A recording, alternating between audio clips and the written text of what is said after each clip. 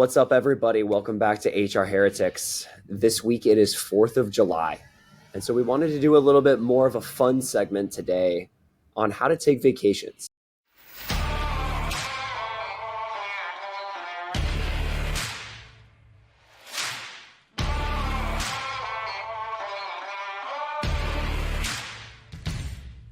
So, Kelli, I'm going to be honest with you. I'm not good at this. But what's your take and how do you vacation and how have you thought about this over the years? It's definitely been a journey, you know what I mean? And especially because when I started, you had the accrued vacation time, you build up the bank, you do all these things, and then it gets thrown away. So now there's unlimited time off, which ironically backfires, and it means no one takes vacation. I guess the True. biggest dirty secret is unlimited vacations, this like trap where you take away the vacation policy, and then we had to insert policies to make sure people were taking vacations. So it's this whole thing. I remember I was talking to Patty McCord once, and she's like, wait a minute. You took away vacation, but you're going to have a policy because you don't have a policy to help make sure that you accrue to your new policy. Like the whole thing is confusing. So there's a lot of different things over the years, Nolan, right? Like a rule of thumb, and I don't agree with putting back in accruals. I think there's so many headaches. Hey, if you're not taking, 1 week every quarter on average, that's something to look at. Some people, they take 2 weeks off and it's different combinations, but a nice rule of thumb I like to use is that 1 week per quarter because I have a problem taking vacation also. Yeah. So here I've spent some time thinking about this and have made more of an effort as I've aged. So, I'm in a moment right now to where I'm building a company. I've worked at 2 startups that were in hyper growth mode to where it's like things are happening all the time. I still think that if you're designing your life around always looking forward to a vacation, that's not really a life worth leading. I think it's really important to design your life as if you're always on vacation. Dirty Heads has this song, Hey, hey, hey, I'm on vacation every single day because I love my occupation. I subscribe to that methodology quite a bit. Now, having said that... Did you just sing it? Did you just sing that? Yeah, that's the tune. I feel like you half-stepped that one. You were kind of... I'm a big fan. What I will say, though, is I have noticed that when I take time off, I have better ideas. Mm-hmm. And there's something around when you have empty space, especially as knowledge workers, which is the majority of our audience, when you can create that space for yourself, all of a sudden new ideas and new connections start forming in your head. And so a couple things for me is one, I don't have the luxury to take a week off every quarter, but that said, I do try and take a Friday off once a month to extend it to a 3-day weekend. And then the second piece that I saw Michael Siebel post about this, who's at YC, there's basically 2 times in tech where you can really take a few days off together to where most of the industry isn't working. One is the week of 4th of July, and the other is the week between Christmas and New Year's. Mm-hmm. And so during both of those 2 weeks, I have tried intentionally to take multiple days off because I know most of my customers are not going to be working. The expectation is going to be hey, it usually takes a few days to get back to people then. And I've tried to prioritize that not only for me, but also my team. Mm-hmm. Yes, I think I've always thought about it in 2 ways because I do agree with you. If you're using vacation to escape a job or a company or an occupation you hate, it's tough. That'll infiltrate. That'll seep into your vacation, in my opinion. So I think about it 2 ways because I have gone 1,000 miles per hour for so many years. Very intense, very driven. It's hard for me to get away from it, right? And I like it. I've loved it. So I think about it as vacation all the time, little tiny vacations to your point. Sometimes I'll block out 7 a.m. to 10:30 a.m. on a Tuesday. No one's touching this. I'm going for a long run in the mountains or somewhere. And that, to your point, gives me time. It gives me quiet time and also just get some energy back. So shutting everyone out and figuring out how to do that, it also models for other people how to do that. Because not everyone's mind numbing 24 hours a day, which is just not good for business. The second thing is the long vacations, right? You do have to take time away with your family and be with them for a week without work sometimes. Even if we want to, at least I'll speak for myself, they expect that from me. And then having the awareness there, and like I'll prep like a week and a half before I go on vacation. And I'll talk to my C team, I'll talk to my HR leadership team, I'll talk to my other people. I'm like, listen, don't let me do this. Like, please help me. I'm incapable. I have to take Slack off my phone. Like, we went to Tahiti 2 years ago for like 10 days, and that thing was like, I watched it, you know, the little app shaking for like 60 seconds. I'm like, oh my God, I'm going to do it. And then I had to like text 5 people to make me feel safe. I'm like, I just deleted this. And I got reassurance back. They're like, please stop. We got it. So, whatever you need to do to like cut the cord, so to speak, that's what I had to do. That's what I still have to do for the longer vacations. That's such a good tactic and good strategy. So, like, a couple things I just want to make sure the audience heard. So, the first thing that you do is you start prepping like a week and a half, 2 weeks out. You're letting your team know, you're letting your C team know, you're letting your direct reports know. And that way it's like, hey, this is what's going on. I'm going to be, in your case, deleting Slack. That's like, that gives me anxiety if I'm going to be like very candid with Yeah. you. I don't know if I could do that. Yeah. But It's look, I major think that's anxiety inducing. I mean, it was like a joke at yeah, the end of everyone was joking at the end. They're like, "Yeah, we know." So they're like helping you go on vacation towards the end of your prep. It's that reduces the anxiety and the pressure. yeah. And look, you're at a stage and at a company to where you can do that. And I think that's really smart. And I think a lot about false urgency, which in American culture is one of our big problems. It feels like because we can access people 24/7, we just do. And the expectation is, well, we look at our phones for 7 hours a day, so they're going to see this thing very quickly. And there's this other notion that, like, oh, like response time really matters. Look, I actually do believe in quick response times. I do believe when things are urgent, people need to jump on it right away. But what I love about what you do is that given that you are at a company that is post product market fit, that is Mm-hmm. doing very, very well, that you have a team that can support you, is you set an expectation beforehand and you say, I'm going to delete Slack. This is where I'm going. If you need to get a hold of me for something urgent, this is how you do it. Yes. Right. Because those Like, things can happen. yeah, And, exactly. to your point, being smart around the type of company you're in, if you're literally a founder and you just started a company like you, like, let's be realistic here.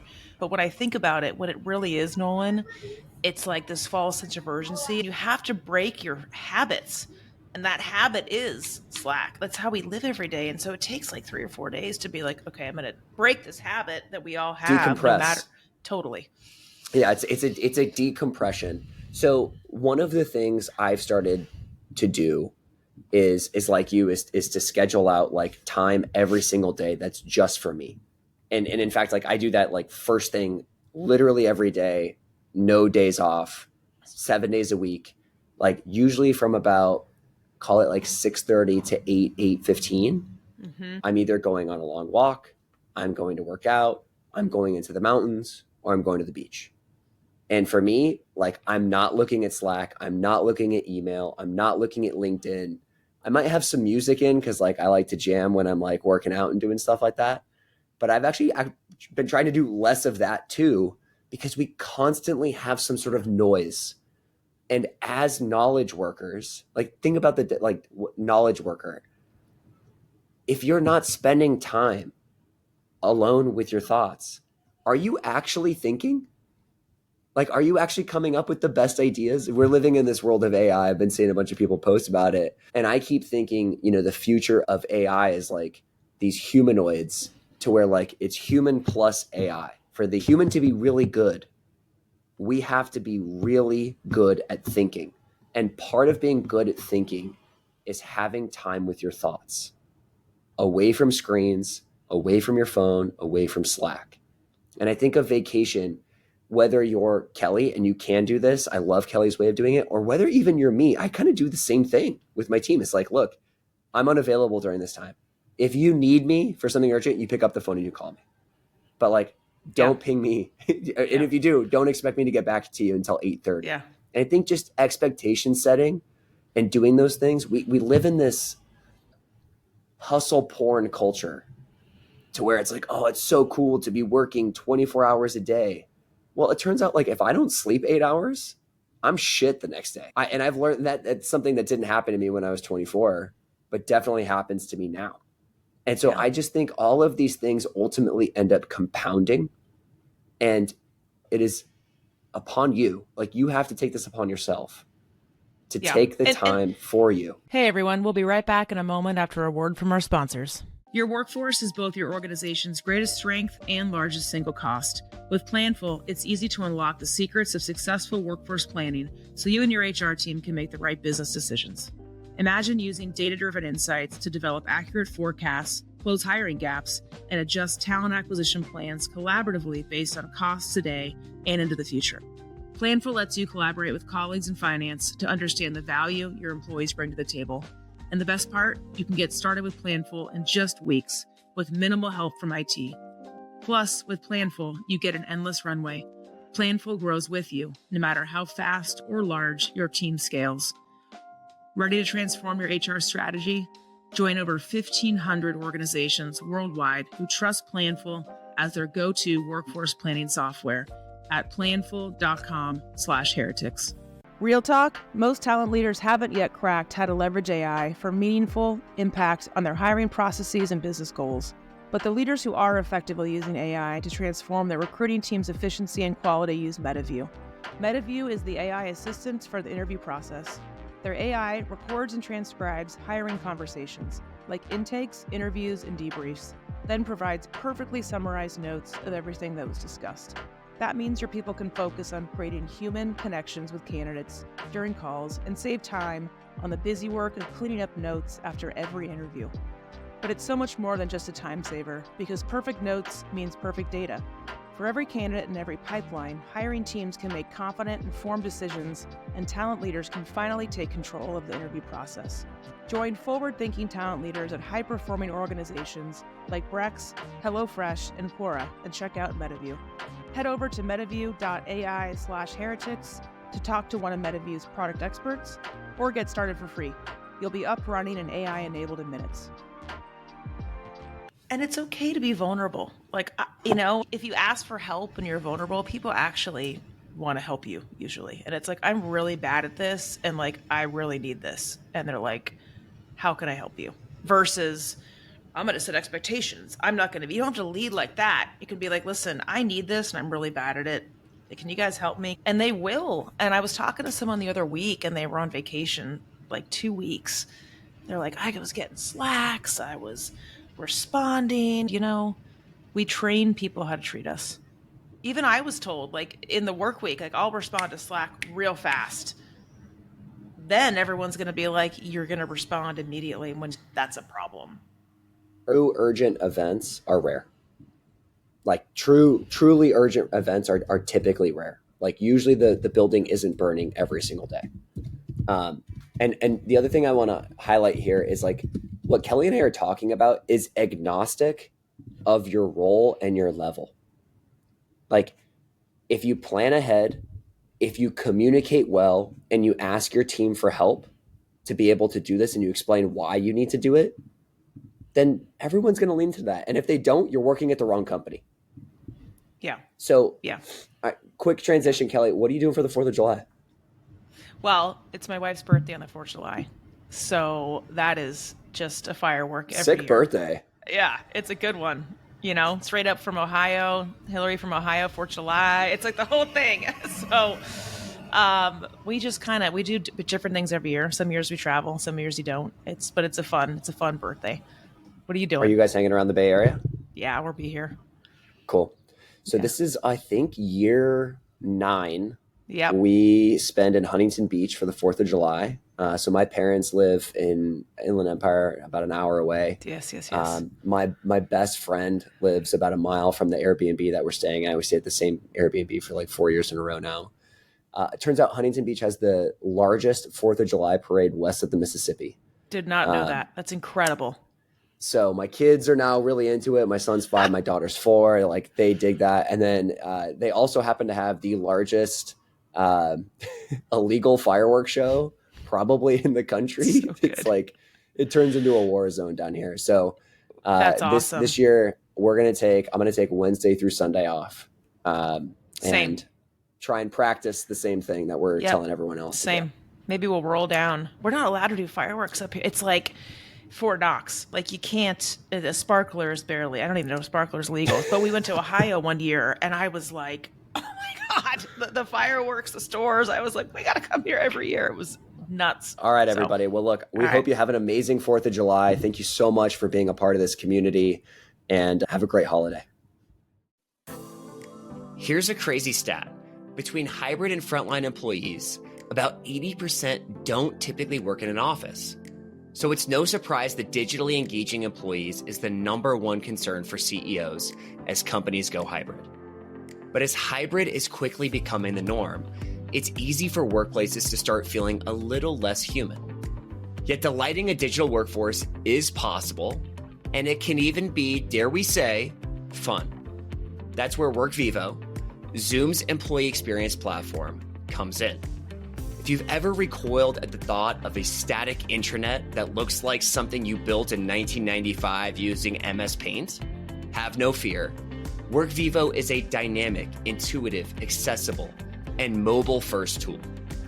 People actually like using it, which is why companies like Ryanair, Dollar General, Virgin, and more have rolled it out to hundreds of thousands of employees. Workvivo's activity feeds, spaces, shoutouts, and live streams, among other features, help elevate the employee experience like never before. The result? Dramatically better retention, productivity, and most importantly, connectedness. A greater sense of the belonging we all crave at work, whether we sit at a desk or drive a truck. Make Workvivo the digital heart of your organization and achieve limitless human connection. Head to workvivo.com to book a demo, and make sure you tell them that Nolan and Kelli from HR Heretics sent you.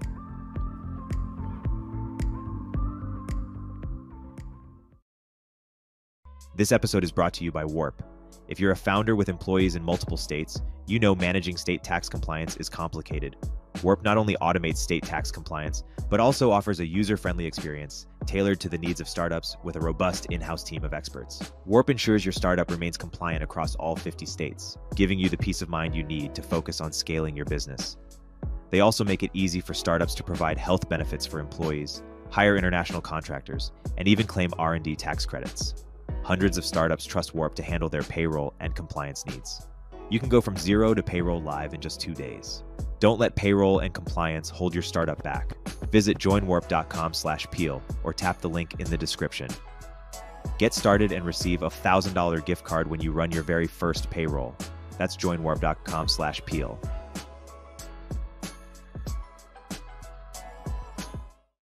HR Heretics is a podcast from Turpentine, the network behind Econ 102, Moment of Zen, and Turpentine VC. Subscribe, 5 stars, share it on Apple, YouTube, Spotify, anywhere you get your podcasts, all the things.